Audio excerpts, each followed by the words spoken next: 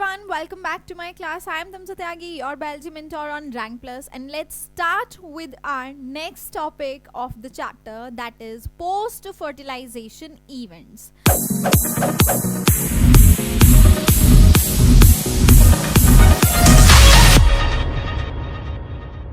तो बच्चों, आज जो हम पढ़ेंगे वो हम ये जानेंगे कि जब आपका प्लांट्स के अंदर यानी कि एंजियोस्पर्म्स के अंदर, फ्लावरिंग प्लांट्स के अंदर जब फर्टिलाइजेशन हो जाता है, उसके बाद वहाँ पे किस तरह के इवेंट्स देखने को मिलते हैं, क्या वहाँ पे एग्जैक्ट चीज़ें होती हैं, और फाइनल जो हमारा प्रोडक्ट है फर्टिलाइजेशन का, रिप्रोडक्शन का प्लांट्स के अंदर, जो कि हमारा सीड है, बीज जो होते हैं वो कैसे फॉर्म होते हैं, यही सब जानेंगे हम आज के चैप्टर में। और इसी से रिलेटेड सारे टॉपिक्स को हम कवर करेंगे आपकी एनसीईआरटी से। सो आई एम रियली होपिंग कि आप लोग भी उतने ही जोश में हैं अपने बोर्ड के सिलेबस को हमारे साथ साथ ख़त्म करने में। हमारा जो ये 20 दिन का प्लेज है, 20 दिन की जो ये हमारी भरपूर यहाँ पर तैयारी चल रही है, आप लोगों का जोश यहाँ कम नहीं हुआ है। ठीक है बच्चे? So all right. सो बच्चों, मेरा ये मानना है कि जिस समय पे, जब ये कुछ ऐसा समय है जहाँ पे बहुत सारे लोग जो हैं पार्टीज़ में जा रहे हैं ना, क्रिसमस पार्टी के बारे में सोच रहे हैं, न्यू ईयर पार्टी के बारे में सोच रहे हैं, और साथ साथ अपने शादियों में भी कुछ लोग जो हैं बिज़ी हैं। पर आप लोग इस टाइम पे जो अपना सारा डेडिकेशन है वो कहाँ दे रहे हो? पढ़ाई में दे रहे हो। माना कि ये मुश्किल है, माना ये बहुत ज़्यादा मुश्किल है, ऐसा भी हो सकता है कि आपके घर में बहुत सारे मेंबर्स अलग अलग चीज़ों को इंजॉय कर रहे हों, है ना, या आपके आस पड़ोस में सब इंजॉय कर रहे हों, और आपको ऐसा लग रहा हो कि यार मैं तो बुक्स कॉपीज खोल के बैठा हूँ, मेरी लाइफ इतनी बोरिंग क्यों है, मेरी लाइफ इतनी झंड क्यों है।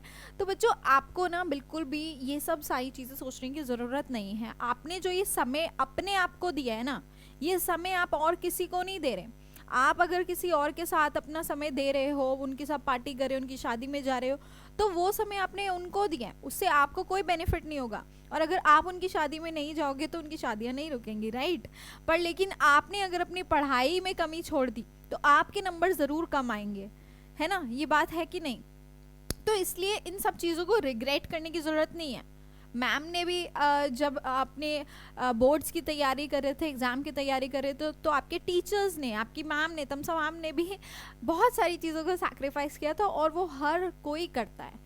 ठीक है? जब सही समय आएगा, जब सही टाइम आएगा, एग्ज़ाम्स अच्छे से हो जाएंगे, अच्छे मार्क्स आएंगे, अच्छे अच्छे एग्ज़ाम्स को क्लियर करोगे, नीट को क्लियर करोगे या CUET को क्लियर करोगे, तो आपको अंदर से कॉन्फिडेंस आएगा, फिर आप खुद, घर वाले खुद पार्टी में लेके जाएंगे।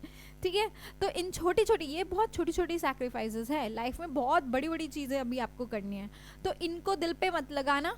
ठीक है? ये सेशन से स्टार्ट करने से पहले ही मैं आपको बताना चाह रही हूँ, क्योंकि मैंने देखा है ना, बच्चों को क्या रहता है ना, शुरू में तो जोश रहता है, अरे भाई नई सीरीज़ आ गई है, हम तो टीचर्स के साथ बैठ के सब पढ़ देंगे।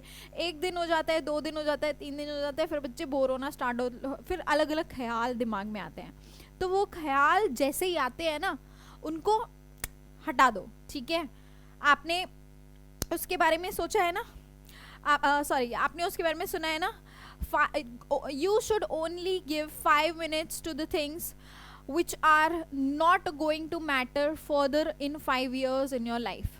यानी कि जो चीज़ें आपको आगे के 5 साल में काम नहीं आएंगी, उनके बारे में 5 मिनट से ज़्यादा नहीं सोचना चाहिए। ठीक है? ये 5-on-5 फंडा जो है हमेशा अपने दिमाग में रखना।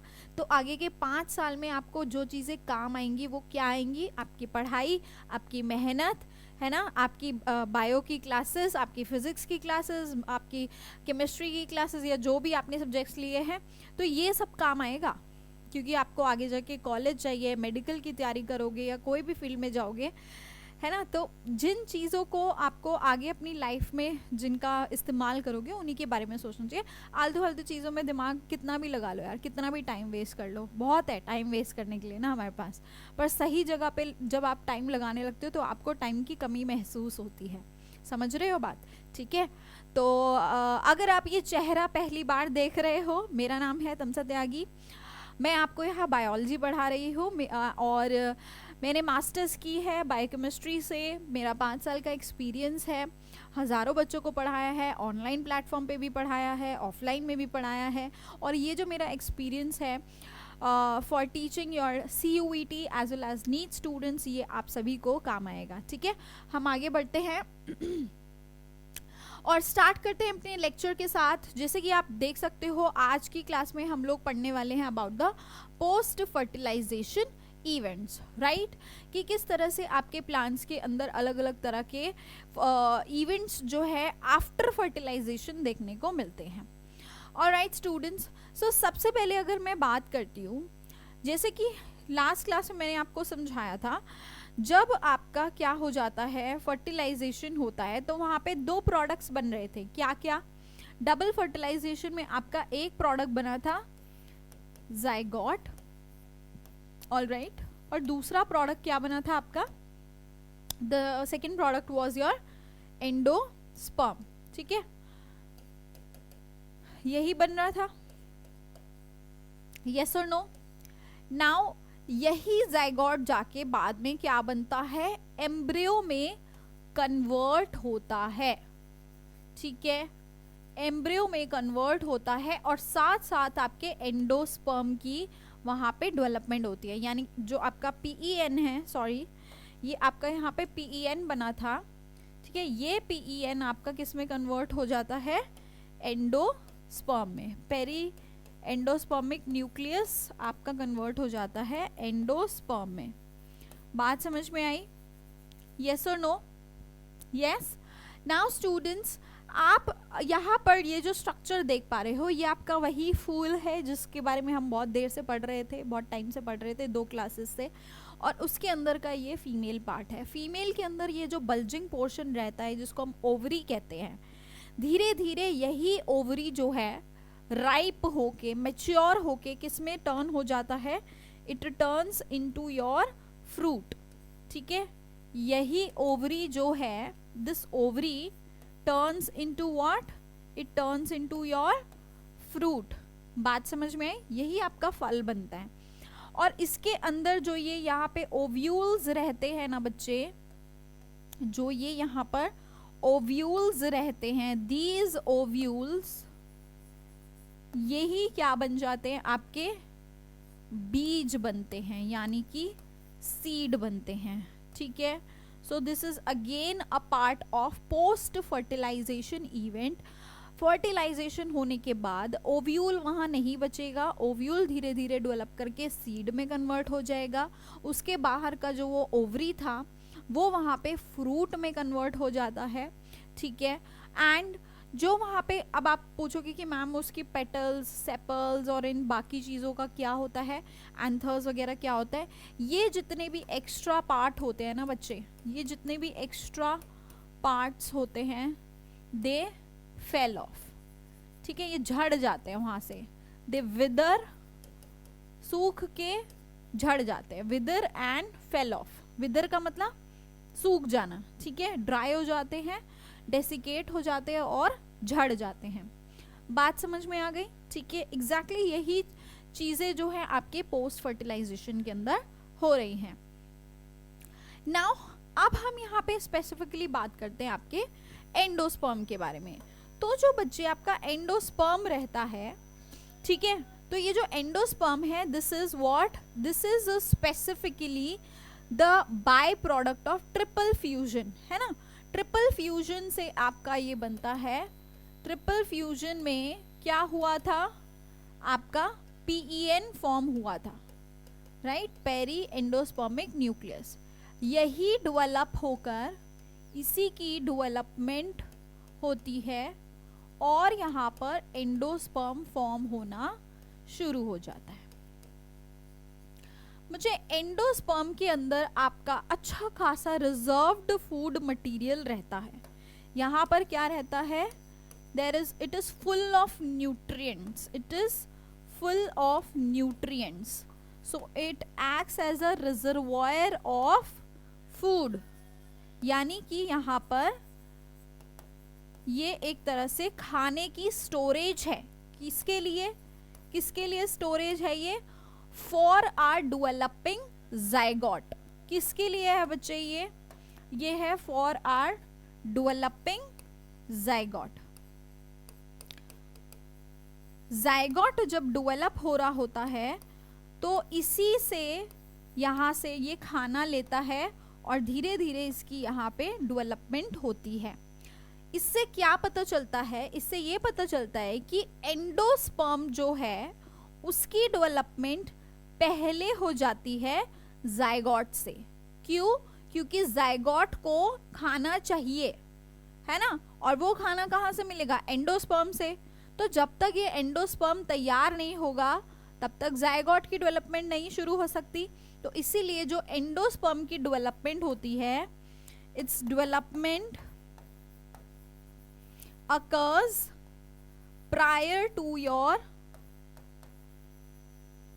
prior का मतलब पहले, prior to zygote, है ना, ये zygote से पहले ही आधा बन चुका होता है।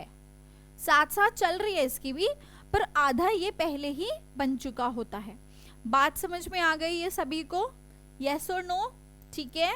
और एक और चीज, एंडोस्पर्म जो रहता है it is a result of triple fusion, यानी कि ये एक ट्रिप्लॉइड स्ट्रक्चर रहता है। It is having 3 sets of chromosome. It is a triploid structure. ठीक है, ये बात आपको सबको समझ में आ रही है? ऑल राइट, चलिए नाउ लेट्स मूव फर्दर। सो अगर हम एंडोस्पर्म की बात करते हैं तो अलग अलग प्लांट्स में अलग अलग तरह के हमें एंडोस्पर्म के नेचर देखने को मिलते हैं। ठीक है, किस तरह के एंडोस्पर्म दिखते हैं? अगर हम बात करते हैं अपने सीरियल्स की, राइट, जो सीरियल्स यानी कि हमारे गेहूं हो गया, चावल हो गया, है ना, तो जो हमारे सीरियल्स रहते हैं, गेहूं, चावल, इनके अंदर जो एंडोस्पर्म होता है वो स्टार्ची होता है, यानी कि उनके अंदर क्या प्रेजेंट होता है? स्टार्च प्रेजेंट होता है। आपके कार्बोहाइड्रेट्स ज्यादा अमाउंट में प्रेजेंट होते हैं। कार्बोहाइड्रेट्स की कॉन्सेंट्रेशन यहाँ क्या रहती है? ज्यादा रहती है। हेंस इनका एंडोस्पर्म कैसा रहेगा? स्टार्ची। बात समझ में आ गई? और जो आपका मेज रहता है, मेज के अंदर प्रोटीन की मात्रा ज्यादा होती है, प्रोटीन का कॉन्सेंट्रेशन ज्यादा होता है। सो इसके एंडोस्पर्म प्रोटीनेशियस होते हैं। ठीक है, तो वहां पे आपने देखा होगा कि जो आपके एंडोस्पर्म होते हैं इनके बाहर इस तरह से ऐसे लेयर मिलती है जो कि एल्यूरॉन से प्रोटीन से बनी होती है, और इसको हम बोलते हैं एल्यूरॉन लेयर। एंडोस्पर्म के बाहर इस तरह की लेयर होती है। ठीक है, इसको हम क्या बोलते हैं? We call it as aleurone. All right, ये एल्यूरॉन की लेयर होती है और ये हमेशा आपको क्या मिलेगी? It will be full of protein. So this aleurone layer is full of protein, right.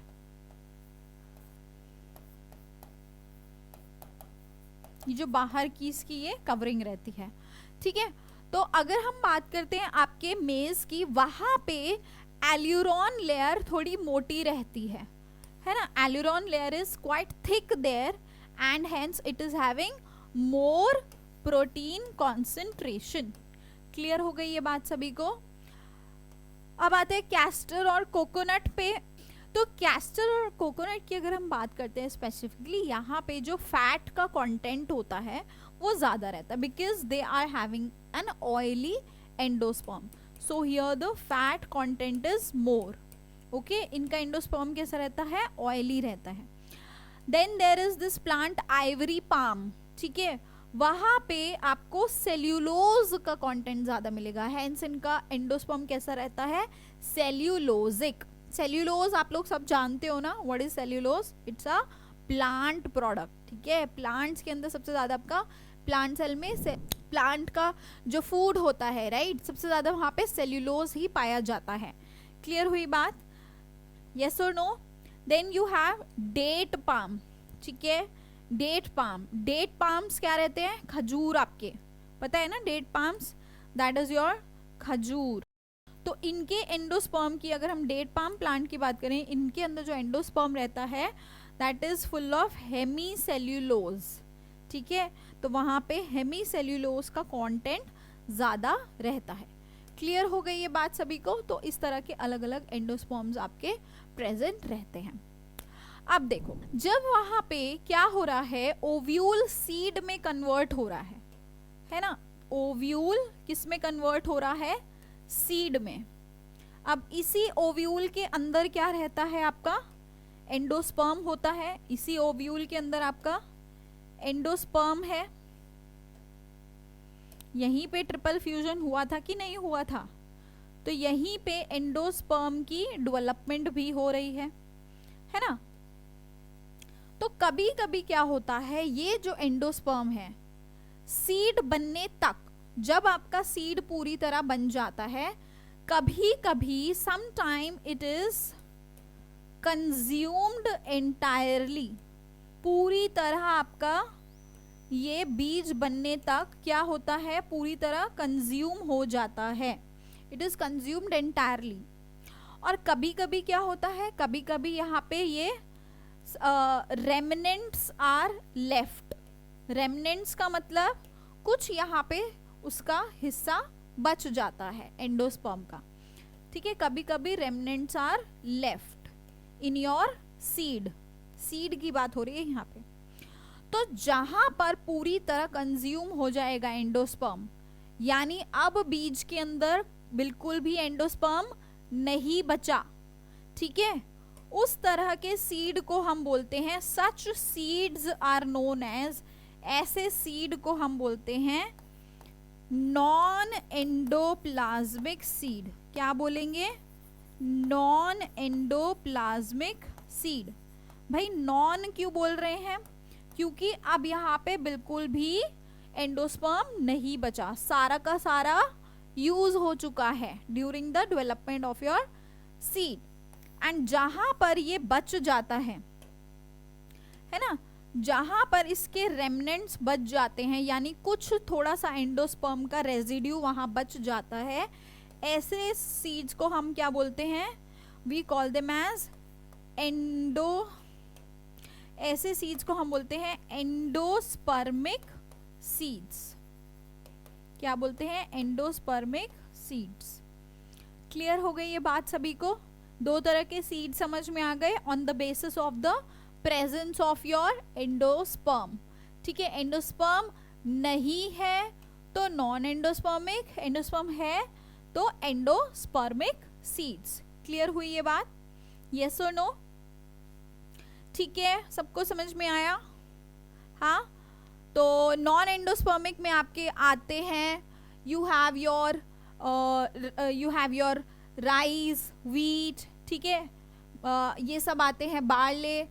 Endospermic seeds में आपके रहते हैं, you have your black pepper, you have your क्या कहते हैं उसको, बीट रूट, ठीक है, ये सब आपके आते हैं एंडोस्पर्मिक सीड्स में। क्लियर? अब आते हैं हम एम्ब्रियो के ऊपर। Now let's come on to the embryo. So embryo is the by product of your zygote. जब आपका जाइगोट डेवलप होता है फर्दर, तो वो किस में कन्वर्ट होता है? एम्ब्रियो में। एंड इसी प्रोसेस को हम बोलते हैं एम्ब्रियोजेनी। यही जो डेवलपमेंट का प्रोसेस है, जहाँ पे जाइगोट से एम्ब्रियो बन रहा है, इसी को हम क्या कहते हैं? Embryogeny. Now most zygotes divide only after certain amount of endosperm is formed. ठीक है, ये मैं ऑलरेडी आपको बता चुकी हूँ कि जो आपका जाइगोट है, ज़्यादातर जो जाइगोट होता है, जब आपका थोड़ा सा एंडोस्पर्म बन जाता है, उसके बाद ही क्या करता है? फर्दर डिवाइड करना स्टार्ट करता है। क्यों? क्योंकि भाई उसको वहाँ पे खाना चाहिए मैच्योर होने के लिए, और वो खाना उसको एंडोस्पर्म प्रोवाइड करता है। क्लियर हुई ये बात सभी को? यस और नो? अब देखो, एम्ब्रियो की डेवलपमेंट के दौरान, एम्ब्रियो हमेशा आप देखो, एम्ब्रियो की जो डेवलपमेंट हो रही है, ठीक है, उसमें सर्टेन प्रोसेसेस, मतलब उसमें सर्टेन स्टेजेस देखने को मिलती हैं। तो इस तरह की ये स्टेजेस दिखती हैं, आप लोग डायग्राम के थ्रू इसको समझना है यहाँ पे सारे। Please have a look here everyone. So initially you have this fertilized egg, ठीक है, फर्टिलाइज्ड एग यानी कि ये आपका क्या है, फर्टिलाइज हो गया, अब यहाँ से जाइगोट बन गया, which is a diploid structure, कुछ इस तरह का स्ट्रक्चर है ये। फर्दर अब क्या होगा, ये जाइगोट जो है इसकी यहाँ पे क्या चल रही है, this is all mitotic divisions going on, ठीक है, टू सेल्ड हुआ। जब ये टू सेल्ड होता है ना बच्चे, तो एक इसका यहाँ पे एपेक्स यानी कि टिप, एक सेल ऊपर की तरफ होता है और एक यहाँ पे बेस की तरफ फॉर्म होता है जिसको हम बेसल सेल बोलते हैं, ठीक है। तो basal cell is always comparatively larger and apical cell थोड़ा छोटा रहता है, ठीक है। तो इस तरह से यहाँ पे ये फॉर्म होता है। नाउ अब यहाँ पे क्या होगा, फर्दर इनके अंदर सेल डिवीजन देखने को मिलेगी और एक ऑक्टेंट बनेगा, यानी कि 8 सेल्स, ठीक है। तो 4 सेल्स आपके यहाँ एपेक्स में डिवाइड करके बन जाएंगे और 4 इस तरह यहाँ पे बन जाएंगे। अब यहाँ पे आप फर्दर डिविजन्स देखोगे और इस तरह से यहाँ पर एपेक्स पे एक ग्लोब्यूलर हेड फॉर्म हो जाता है, ठीक है, और नीचे की तरफ इस तरह से ऐसे टेल फॉर्म हो जाती है। So you see a globular head here and a tail at the base, right? further divisions होती है, further cell divisions होती है, तो यहाँ पे इस तरह का ये ऐसा एक ट्रायंगुलर स्ट्रक्चर बना लेता है, ठीक है। और यहाँ पे जो आपकी ये टेल है ये इस तरह से एक सस्पेंसर जैसी सस्पेंड कर रही है, नीचे लटक रही है ना, तो it is known as suspensor here, ठीक है। Now so this is your globular stage, then you have the triangular stage, then इसके बाद further division देखोगे तो कुछ ऐसा दिल जैसा शेप बन जाता है। all these stages are mentioned in your NCERT. I am not telling you anything out of NCERT here, ठीक है। ग्लोबुलर स्टेज बनता है, ट्रायंगुलर बनता है, फिर आपका इस तरह से हार्ट शेप आता है, फिर आपका ये जो शेप बनता है इसको हम टॉर्पीडो शेप बोलते हैं, ठीक है। ये आपका क्या बन जाता है, torpedo shaped, clear. And you will see यहाँ नीचे की तरफ आपके मेरिस्टेम्स होते हैं। Have you heard about the meristems, root meristem, shoot meristems. तो यहाँ पर आपके root apical meristems form divide करना स्टार्ट हो जाते हैं एंड ऊपर इस तरफ से आपकी कॉटिलिडन्स है ना, एम्ब्रियो के अंदर आप धीरे धीरे देखोगे कि वहां पे कॉटिलिडन्स फॉर्म होनी शुरू हो जाती हैं और इन कॉटिलिडन्स के अंदर आपका जितना भी रिजर्व्ड फूड है वो इकट्ठा होता रहता है और एक इसका पार्ट जो है वो एम्ब्रियोनल एक्सिस बना देती है। Then you see this finally mature embryo which will be having 2 cotyledons if it is a dicot endosperm. अगर तो ये डाइकॉटिलिडन है तो यहाँ क्या होगी बच्चे, इस तरह से 2 कॉटिलिडन्स देखने को मिलेंगी और यहाँ पे ये जो आप देख रहे हो this will be your embryonal axis, जिसका एक ऊपर वाला जो पार्ट रहेगा, हिस्सा रहेगा, वो आपका शूट मेरिस्टेम शूट रहेगा और नीचे वाला रूट पार्ट रहेगा, ठीक है। So this is your embryonal, this is your embryonal axis with the above part as your shoot apical meristem and lower part as your यहाँ पे आपका root apical meristem रहेगा, ठीक है। बीच बीच में आप देख सकते हो यहाँ पे और दूसरी आपकी वैस्कुलर टिश्यू और ग्राउंड टिश्यू ये सब भी बनना शुरू हो जाती हैं। सो this is the structure of your mature dicot embryo. Clear, बात समझ में आ गई? यस और no? Now let's understand in detail about your dicot embryo.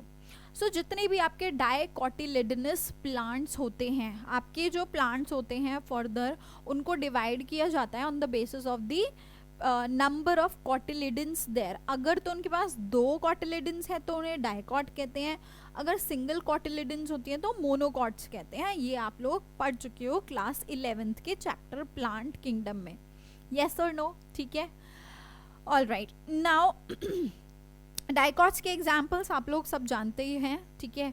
आपकी पीज हो गई, मटर हो गई, है ना, ऐसे आप खोलते हो 2 कॉटिलिडन्स आपको मिलती हैं। ग्राउंडनट हो गई, मूंगफली हो गई, 2 कॉटिलिडन्स मिलते हैं। ये इन सब के अंदर आपका एंडोस्पर्म प्रेजेंट रहता है, ठीक है। They are all endospermic plants, ठीक है।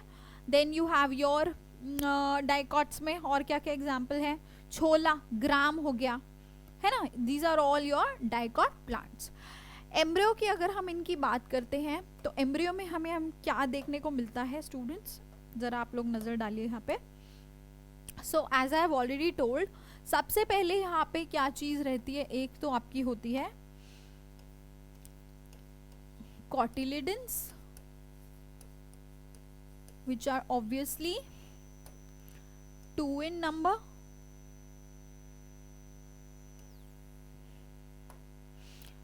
which are 2 in number, right?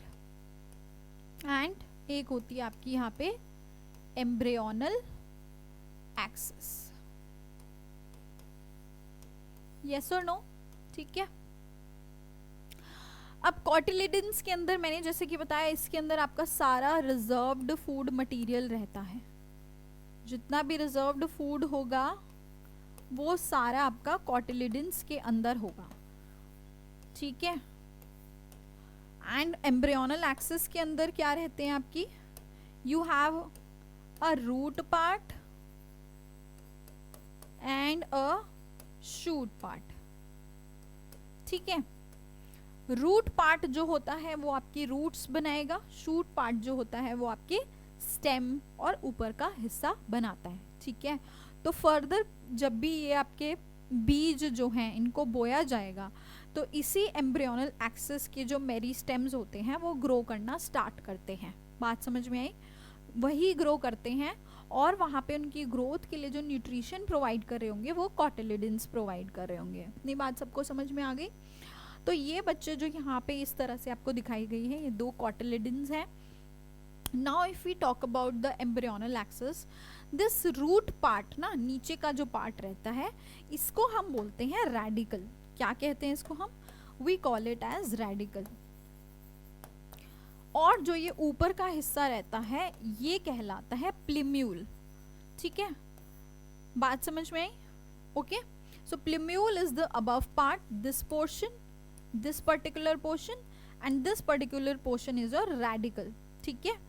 radicals are mostly covered with a very thin one celled layer cap, जिसको हम कैप, एक्चुअल की कैप नहीं होती, सेल की ही बनी है, जिसको हम बोलते हैं रूट कैप। और ये रूट कैप क्या करती है, ये आपके रूट्स की जब ग्रोथ होती है ना वो कैसी होती है, जियोट्रॉफिकल ग्रोथ रहती है ना। जियोट्रॉफिकल ग्रोथ देखने को मिलती है, जियोट्रॉपिज्म दिखता है, यानी ग्राउंड के अंदर अंदर ग्रो करती है, तो वहाँ पे उसको ना अंदर की तरफ स्पेस बनाना पड़ता है। And there are chances the cells might get damaged there, तो इसीलिए वहाँ पे ये रूट कैप रहती है ताकि वो प्रोटेक्शन प्रोवाइड करे during the growth of your roots. बात समझ में आई, ये रूट कैप का फंक्शन समझ में आया, क्यों होता है यहाँ पे ये, ठीक है। अब यहाँ पे आप देख सकते हो ये वाला जो हिस्सा रहता है, यहाँ पर जो बीच का आपका हिस्सा रहता है जहाँ पे आपकी इस तरह से जो टिश्यूज रहते हैं इसको हम बोलते हैं हाइपोकोटाइल, ठीक है। और which is present near to your plumule, और जो नियर टू रेडिकल रहता है दैट इज योर एपिकोटाइल। बात समझ में आई, hypocotyl and epicotyl. Then there is some reserved materials which are present here in your cotyledons, और यही फूड के जो मटेरियल होते हैं आपकी क्या कर रहे होते हैं, they are helping in the growth of your plumule on the above side and root on the lower side. Clear हुई बात, ये सबको समझ में आया, ओके।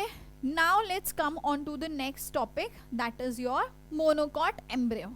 अब मोनोकॉट एम्ब्रियो को भी देख लो जरा, इसमें क्या है, मोनोकॉट है यानी सेम चीज यहीं पे, यहाँ पे भी सेम ही चीज है, you will be having cotyledon, but this time here you will have wait, but this time you will be only having one single cotyledon. बच्चे कितनी कॉटिलिडन्स होंगी, सिर्फ एक cotyledons, how many, only one. And if I talk about the embryonal axis, so कुछ इस तरह का यहाँ पे एम्ब्रियोनल एक्सिस देखने को मिलता है बच्चे, है ना। ये आपका यहाँ एम्ब्रियोनल एक्सिस हो गया। So this is your scutellum. अब ये स्क्यूटलम क्या है, यहाँ पे जो ये सिंगल कॉटिलिडन होती है ना, इसी को हम स्क्यूटलम कहते हैं। क्या कहते हैं? स्क्यूटलम कहते हैं। ये जो सिंगल कॉटिलिडन यहाँ प्रेजेंट है, that is only known as scutellum. So this is your scutellum and this is your embryonal axis and this is the endosperm which is present here, यानी कि यहाँ पे एंडोस्पर्मिक सीड्स आपको दिखते हैं बच्चे। जो इसकी अगेन इसके अराउंड जो ये आप प्रोटीन की लेयर देख रहे हो, this is your aleurone layer. I have already told you, aleurone layer की कवरिंग यहाँ दिखती है एंड ये क्या करती है, आपको protection provide, sorry it is full of proteins, right, it is full of proteins. And ऊपर से एक सीड कोट रहेगा, वो आपका उधर भी रहता है डाइकॉट में भी, यहाँ पे भी एल्यूरॉन है, वहां भी एल्यूरॉन है, ठीक है। देन ये आपकी एम्ब्रियोनल एक्सिस है, इसमें जो ऊपर का पोर्शन है दिस इज योर प्लिम्यूल, नीचे का पोर्शन इज योर रेडिकल। जो यहाँ पे ऊपर की तरफ बच्चे यहाँ पे इस तरह से आपकी जो टिश्यूज रहती हैं ये कहलाती है कॉलियोप्टाइल, और नीचे की आपकी जो टिश्यू रहती है towards your root which that is known as coleorhiza. और इसको याद करने का बहुत आसान सा तरीका है, प्लिम्यूल से P, कॉलियोप्टाइल से P, so the above tissue is your coleoptile and here radical R, कॉलियोराइजा R। बात समझ में आ गई? and within this is your enclosed sheath of undifferentiated, यहीं पे ये जो undifferentiated mass of tissue रहता है ना, इसी को हम कॉलियोराइजा और कॉलियोप्टाइल कहते हैं, ठीक है। and this region is your epicotyle and this region is your hypocotyle as we saw in the previous slides, ठीक है। क्लियर? क्लियर हो गई बात सभी को? अब आते हैं हम नेक्स्ट आपके टाइप ऑफ सीड पे, that is your perispermic seeds. But before that we need to understand what is perisperm. तो बच्चे क्या होता है ना, जब आप अपने ऐसे कुछ प्लांट्स देखते हो जहाँ पे पेरिस्पर्म का कुछ रिजर्व, आपका जो न्यूसिलस का कुछ रिजर्व रहता है ना, वो उस सीड के अंदर देखने को मिलता है और वही आपका पेरिस्पर्म कहलाता है, ठीक है। आपको याद है जब मैंने आपको ओव्यूल का स्ट्रक्चर बताया था तो I told you about the nucellus there, yes और no, do you remember? Anatropous ovule जब हमने इस तरह से आपका बनाया था, याद आ रहा है आपको? ये बाहर की तरफ इंटेग्यूमेंट्स मैंने दिखाई थी, अंदर हमने क्या देखा था? अंदर हमने आपका एम्ब्रियो सैक देखा था और मैंने आपको बताया था कि बच्चे इसके बाहर ना एक न्यूसिलस की लेयर होती है जो क्या कर रही होती है, it is full of reserved nutrients, right. याद आ रहा है सभी को? यस और नो? ये न्यूसिलस की लेयर सबको याद आ रही है? सो दिस न्यूसिलस, इस न्यूसिलस के रेमिनेंट्स जो होते हैं ना, यानी कि इसके कुछ रेजिड्यूज जो होते हैं, कभी कभी सीड में रह जाते हैं। न्यूसिलस पूरी तरह वहां कंज्यूम नहीं हुई होती, ठीक है।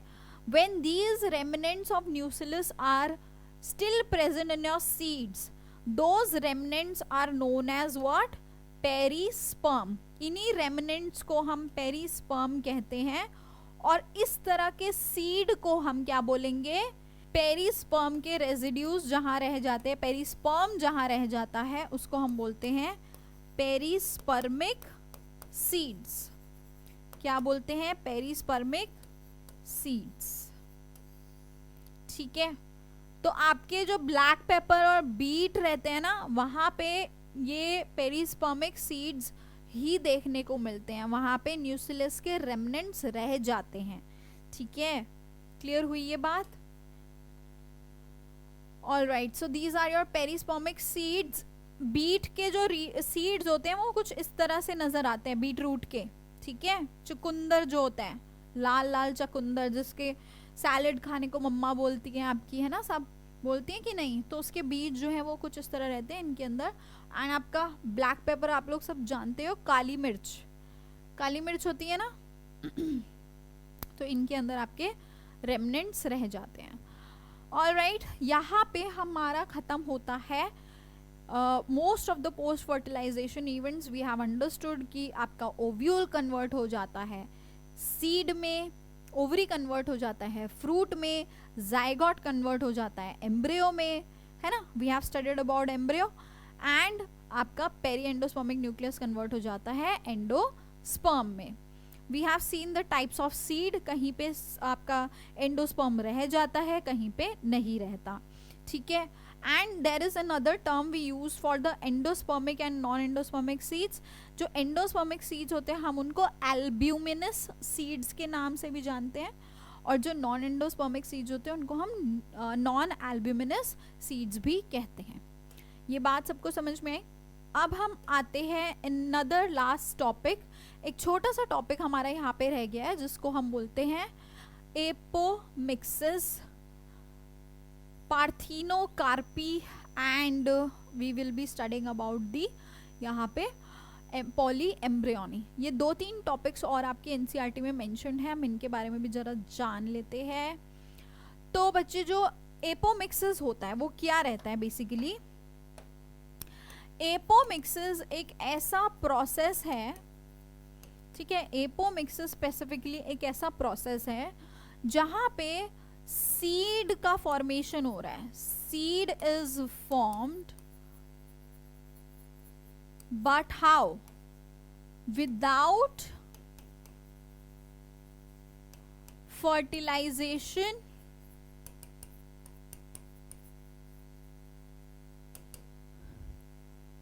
ऑफ ओव्यूल, यानी कि उस ओव्यूल के अंदर फर्टिलाइजेशन का प्रोसेस नहीं हुआ, पर फिर भी वहां सीड बन जाता है। अब आप पूछोगे कि मैम ऐसे कैसे हो जाता है? ऐसा 2-3 तरीकों से होता है। 2 तरीकों से स्पेसिफिकली आपके एनसीईआरटी की बात करूँ तो वहां पे मेंशन किया गया है। एक तरीका तो देखो ये होता है कि वहां पे जो आपके एग सेल्स होते हैं ना, है ना, वो क्या होते हैं, वो डायरेक्टली क्या करते हैं, आपके बिना फर्टिलाइजेशन के डेवलप कर जाते हैं। बात समझ में आई? एग सेल्स जो होते हैं बिना फर्टिलाइजेशन के डेवलप कर जाते हैं, and this is how what happens, the your seeds are directly formed there. तो वहां फर्टिलाइजेशन नहीं हुआ एंड डायरेक्ट डेवलपमेंट हो गया, ठीक है। तो एक तरह से ये क्या रहता है, this is a asexual reproduction, ये एक एसेक्सुअल फॉर्म है, ठीक है। This is an asexual form जहां पर किसी भी तरह का जीन्स की मिक्सिंग नहीं हो रही, ठीक है, no mixing of genes. So hence यहाँ पर आपके जो प्रोजेनी आएगी ना, उनके अंदर बार बार आपको सेम कैरेक्टर्स देखने को मिलेंगे, ठीक है। किसी भी तरह का वहां पे सेग्रीगेशन ऑफ कैरेक्टर्स नहीं हो रहा। अब इसी चीज का फायदा उठा लिया हमारे इकोनॉमिक डिपार्टमेंट ने। कैसे? अभी तक क्या होता था ना कि जो आपके फार्मर्स होते थे वो कौन से बीजों का इस्तेमाल करते थे, वो इस्तेमाल करते थे हाइब्रिड बीजों का, ठीक है। वो हाइब्रिड सीड्स के बारे में आप लोगों ने सुना है। हाइब्रिड सीड्स ऐसे सीड्स होते हैं जो हमें हमारी पसंदीदा कैरेक्टर्स देते हैं प्लांट्स के अंदर, ठीक है। जो हमने आर्टिफिशियल हाइब्रिडाइजेशन मैंने आपको टॉपिक पढ़ाया था, उन्हीं से जो बीज आते हैं आपके, वो आपके हाइब्रिड सीड्स होते हैं। तो इन हाइब्रिड सीड्स के ना कुछ डिसएडवांटेजेस थे। पहला कि ये तो यार बहुत है एक्सपेंसिव, बहुत महंगे होते हैं, ठीक है। तो फार्मर्स को क्या कर पड़ते हैं, ये बहुत ज़्यादा एक्सपेंसिव पड़ते हैं। दूसरी चीज़, इनके अंदर क्या होता है कि मान लो जैसे फार्मर्स ने एक बार उन बीजों का इस्तेमाल कर लिया, अगली बार उन प्लांट्स के बीजों को वो दोबारा इस्तेमाल नहीं कर सकते, उसी प्रोजेनी को नहीं इस्तेमाल कर सकते, उनको दोबारा से नए सीड्स खरीदने होते हैं। क्यों? रीज़न क्या है, क्यों नए खरीदने हैं भाई? उन्हीं के बीज आएंगे, उनको इस्तेमाल कर लो, पर नहीं कर सकते। क्योंकि बच्चे, क्योंकि वहाँ पे सेक्सुअल रिप्रोडक्शन से ये प्लांट्स के सीड्स आए होते हैं, और सेक्सुअल रिप्रोडक्शन में हमेशा क्या होता है, कैरेक्टर्स सेग्रीगेट होते हैं, है ना। मेंडल के जो लॉज हैं वो आप लोगों ने पढ़े होंगे, बाकी मैं नेक्स्ट चैप्टर में आपको दोबारा से बताऊंगी। तो दे आ वहाँ पे इंडिपेंडेंट असॉर्टमेंट होती है ना, कोई भी जीन किसी से लिंक्ड नहीं होता, linkage is another thing, but segregation के चांसेस तो है।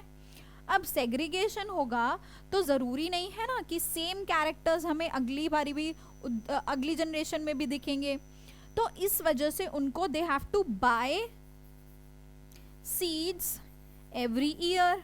अब उनको तो हर साल खरीदने पड़ रहे हैं, यस और नो? तो हर साल खरीदने से तो भैया फार्मर्स को तो बहुत नुकसान हो रहा है, इतना महंगा पड़ रहा है, ठीक है।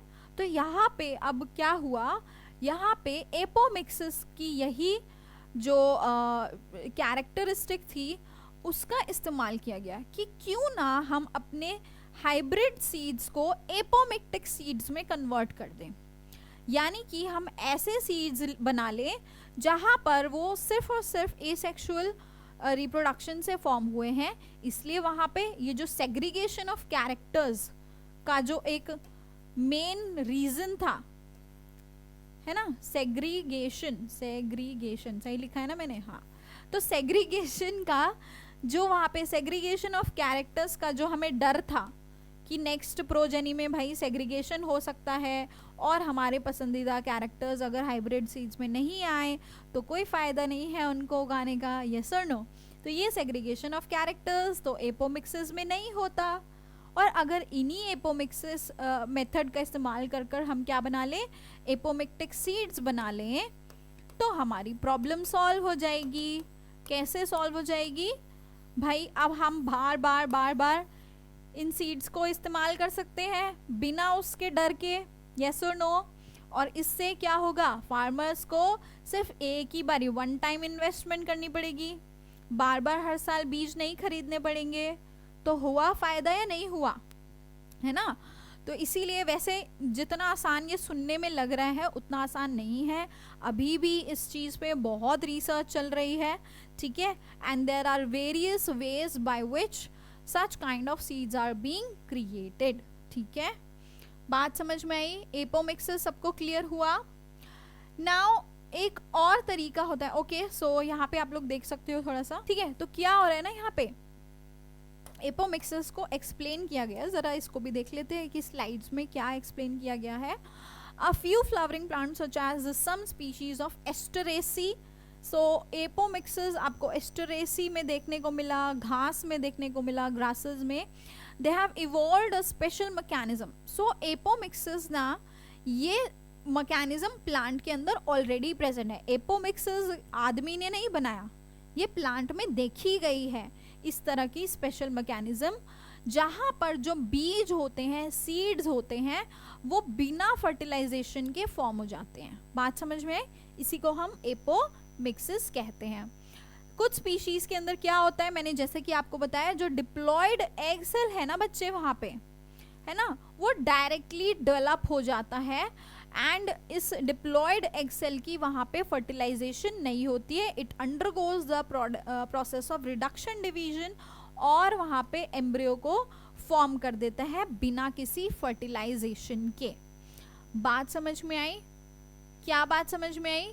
कि बच्चे जो डिप्लॉयड एग सेल है बिना फर्टिलाइजेशन के जाए, बिना रिडक्शन डिवीजन के जाए, डायरेक्टली आपका जो डिप्लॉयड एग सेल रहता है, ठीक है, this is your egg cell, it will directly develop into what? Into embryo.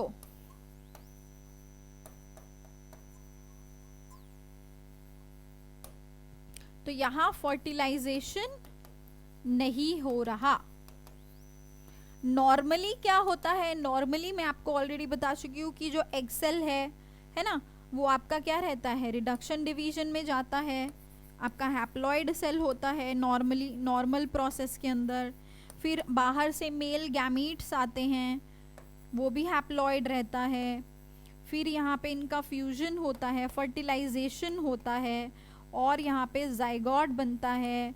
फिर जाइगोट डिप्लॉयड जो बनता है उससे ही आपका एम्ब्रियो फॉर्म होता है ना, आपका एम्ब्रियो फॉर्म होएगा, और इस तरह से आपकी एम्ब्रियो की फॉर्मेशन होती है, फिर वहाँ सीड बनेगा। बट यहाँ क्या हुआ ना, यहाँ पे ये सारे स्टेप नहीं हुए, ठीक है, आपका ये स्टेप यहाँ नहीं हुआ, ये भी नहीं हुआ और ये भी नहीं हुआ, डायरेक्ट आपका एग सेल जो था, एग सेल डिप्लॉयड था, वो डिप्लॉयड का डिप्लॉयड ही रहा और डायरेक्ट डेवलप कर गया, ठीक है, फर्टिलाइजेशन के प्रोसेस को स्किप कर दिया।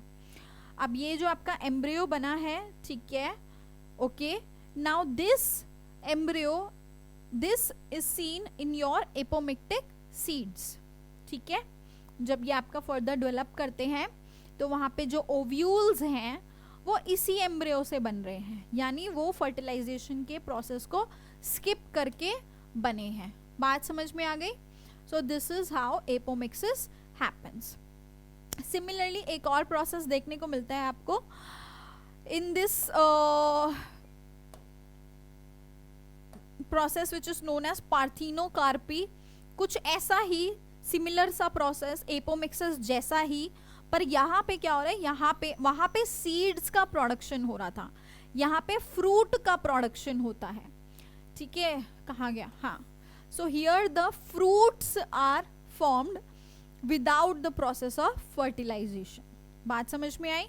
ठीक है, यहाँ ओवरी के अंदर फर्टिलाइजेशन नहीं हो रही, here the ovary is not undergoing the process of fertilization, hence the ovary directly what, वो डेवलप हो जाती है फ्रूट में, और ऐसे फ्रूट्स के अंदर बीज नहीं बनते, seeds will not be formed, ठीक है। इसका एग्जाम्पल आपका क्या रहेगा, the example will be your grapes, banana, so these are the examples, ठीक है। इनके अंदर these are your basically seedless fruits. आपने देखा है ना, इनके अंदर बीज दिखते हैं आपको? नहीं दिखते, क्योंकि ये पार्थिनोकार्पी से बने हैं। क्लियर? एक और प्रोसेस आपको दिखता है, so this is one of the method जिस तरह से आपके एपोमिक्सिस देखने को मिलता है। अगेन यहाँ पे क्या हो रहा है,